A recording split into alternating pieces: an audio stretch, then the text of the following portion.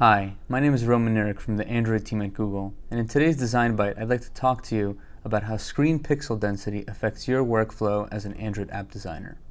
Let's take a look. So the first thing to understand is that Android devices come in all shapes and sizes, and the screens on these devices have different pixel densities, and this number is measured in dots per inch, or DPI. And these pixel densities simply say, in a given square, say, inch of space on the screen, how many pixels will fit in. And this determines very much the kind of the level of crispness that you're going to see graphics and text and things like that on that screen. So in this example, here are a couple of different DPI values, possible DPI values, and how text, in this case the letter A, would be rendered on those screens. You'll notice that on the higher density screens, the letter A is rendered in a much more crisp, a much more almost correct representation of the letter A than on the medium density screens on the left. Now, as a designer, these pixel densities like 165, 234, and so on could be very cumbersome to work with. So fortunately, Android has created something called logical pixel densities, or buckets of densities that the real densities would fall into to simplify things. And so here on screen, you see a couple of the most important logical densities that you as a designer would have to work with.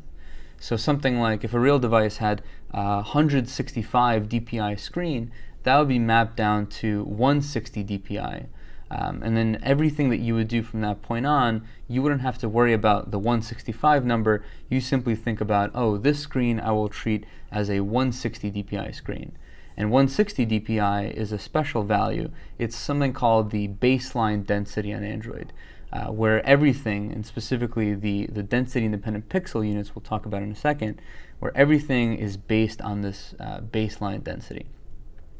So that's 160 DPI. At the other far end of the spectrum, currently, the highest number, the highest logical density, is extra high DPI, or XX HDPI, which is 480 dots per inch. And so there are four specific densities between 160 and 480 that you should really be aware of. That's 160, 240, 320, and 480. Now, there are a couple that are not listed here. There's LDPI at 120 and TV DPI at 213, but those are less common, and you generally don't need to worry about those. So now that we understand density, let's now talk about something that's critical to designing for Android, and that's the density-independent pixel unit. Now, density-independent pixel units, which are sometimes abbreviated as DP or DIP, sometimes referred to as DIPs in conversation, they're a virtual pixel unit, and they're equivalent to one physical pixel. That's one physical pixel on the screen on a MDPI or 160 DPI screen. And now, if you have a single density-independent pixel on a MDPI screen, that's one physical pixel. But if you're on a larger screen, let's say an XHDPI screen, it's actually 4 pixels, 2 across and 2 down. So why do we use density-independent pixels? Well, the reason for that is that we want to make sure that when we create layouts and overall kind of define the user interface for our application, we want to make sure that that UI elements remain the same physical size approximately across devices with different densities. We don't want to have to specify for each individual density what the sizes of our UI elements should be. So let's look at an example. So here we have 200 dips, and again, dip units or DP units keep things roughly the same physical size across devices. So we have 200 DP units, and we have, let's say, this wide purple rectangle that's spanning across a couple of devices. Now, on an MDPI device like the tablet you see here, 200 DPs will actually result in something that is 200 pixels tall. So again, one DP is 1 pixel at MDPI. Now, on an XHDPI device like this Nexus 4 here, the 200 DPs will actually become 400 pixels tall. And this is actually built-in behavior. If you specify that something should be 200 dp, it'll be the same physical size on different devices. Now, one interesting thing about DP units is that since they're the same physical size across devices, we can start representing physical objects in terms of DPs. So for example, the fingertip, the human fingertip, is about 50 DPs wide. Now what that means is that when you are sizing your buttons and other UI elements, you want to make sure that things don't get too small enough to touch. You want to make sure that they're about the size of a human fingertip so that a regular person could comfortably press that button without making too many mistakes. So let's look at some math that'll help us get comfortable with converting between pixels and DP units. Now, here's the only real formula you need. To solve for one of the variables, you simply plug in the other two. So let's look at some examples. So here's the definition of DPs. 1 pixel is 1 dip, or 1 dip is 1 pixel at 160 dpi.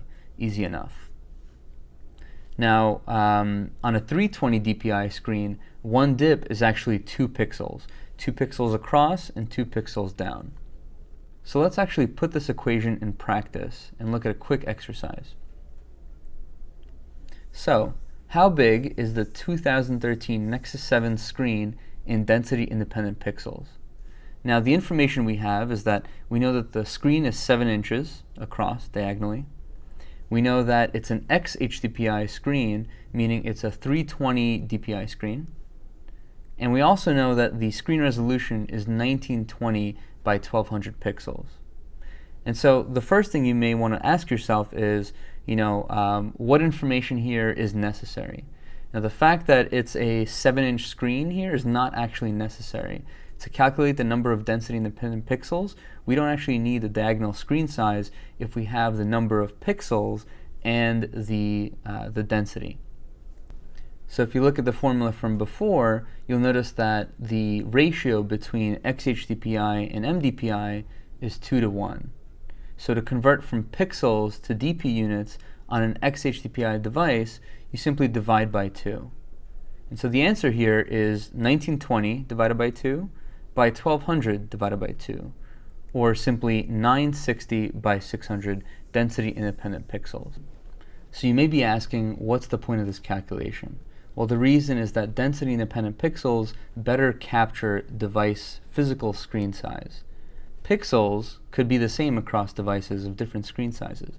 For example, you can have a medium density tablet at 1280 by 800 pixels and an extra high density phone at 1280 by 720 pixels, and their screen resolutions in pixels are almost the same. But that same phone will actually have a much smaller screen resolution when looked at in terms of density independent pixels. And so density independent pixels better capture that. So with that, let's move on to some quick tips before we sign off. So first, remember to design and spec all of your layouts in terms of arrangement of UI elements, the sizes of elements, the positions of elements. Make sure to spec that all out in DP units. It's going to make it a lot easier for your developers to implement things correctly. Second, remember that because there are a number of different densities, for optimal crispness of assets, you want to make sure that you provide those graphic assets, those PNG files, in all the different densities. So here's an example of a share icon. You want to make sure that you're providing it in 4 different densities, if possible. An XXHDPI all the way down to MDPI. And to do, again, the calculation for the sizes of these things, you simply use the formula that we used before.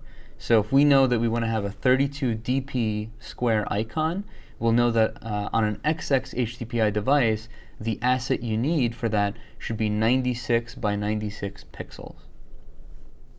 So that's it on today's Design Byte on how screen density, and specifically density-independent pixels, should affect your workflow as a designer. Stay tuned for more Design Bytes on how to put this into practice in tools like Photoshop and Illustrator and so on. Thanks.